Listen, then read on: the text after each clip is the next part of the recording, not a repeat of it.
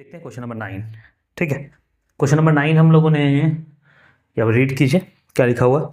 If an alpha particle with energy 7.7 में का electron volt is bombarded on a thin gold foil then the distance of closest approach बोल रहा है निकालने के लिए, कैन रीच। ठीक है, तो देखते हैं पहले क्या होगा क्या। फिजिक्स समझते हैं कि इधर है गोल्ड फॉइल और इधर से आ रहा है अल्फा पार्टिकल।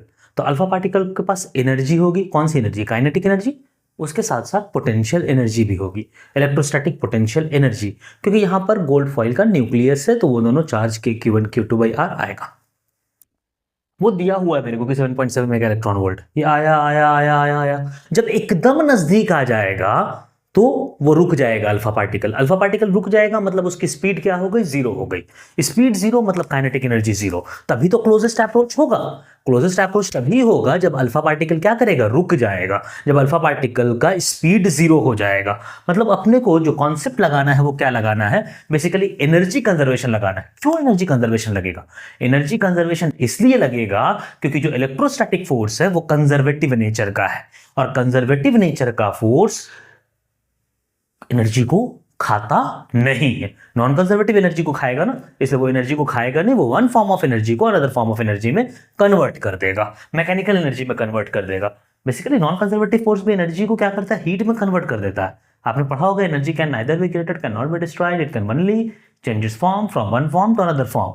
तो वो भी एक फॉर्म से दूसरे फॉर्म में, लेकिन हमको क्या चाहिए? मैकेनिकल फॉर्म में ही चाहिए। इसलिए हम बोल रहे नॉन कंजर्वेटिव फोर्स नहीं है, वो हीट के फॉर्म में इलेबोरेट या फिर लाइबरेट नहीं कर देगा। आइए, अल्फा पार्टिकल है, उसका मास हमको पता है। मास ऑफ अल्फा पार्टिकल क्या होता है? 2 इलेक्ट्रॉन।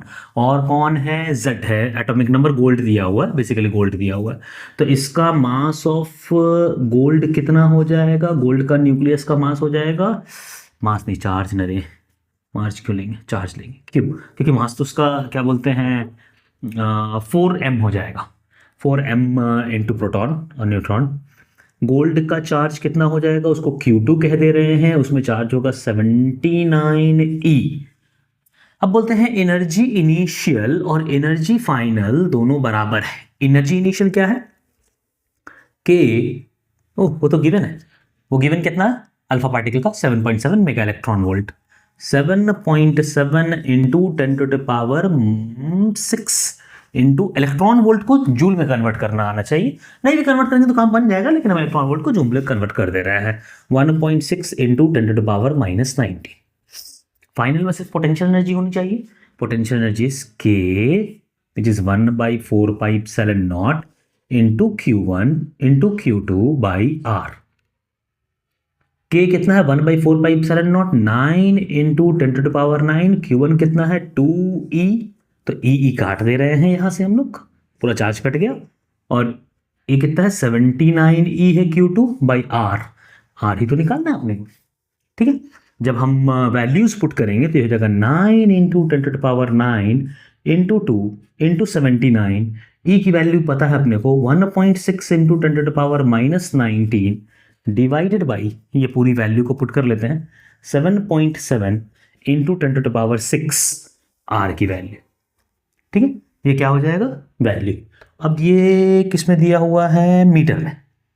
जब इसको हम लोग सॉल्व करेंगे, जब आप सॉल्व कीजिएगा तो R की वैल्यू आएगी approximately 2.95 into 10 to the power -14 metre. बस ध्यान में रखिए कि इस पूरे को डिवाइड करके सॉल्व करना पड़ेगा। बेसिक मल्टीप्लिकेशन डिवीजन है, थोड़ा सा कैलकुलेटिव है, कैलकुलेट करना पड़ेगा। अप्रोक्सीमेशन नहीं लेना। अप्रोक्सीमेशन तुम 7.7 और 79 को, अगर इसको पॉइंट हटा के ऊपर 10 करके 77 और 79 को काट करके अगर कैलकुलेट करने की कोशिश करोगे तो आंसर गलत आ जाएगा तुम्हारा। तो तुम्हारा ऑप्शन नंबर 3 हो जाएगा, 3.85 इंटू 10 -14। इसलिए उसको नहीं करना, एग्जैक्टली मल्टीप्लीकाई करके सॉल्व करना है इसको। तो आंसर क्या हो जाएगा? Option number 2 correct. उतारिए इसको।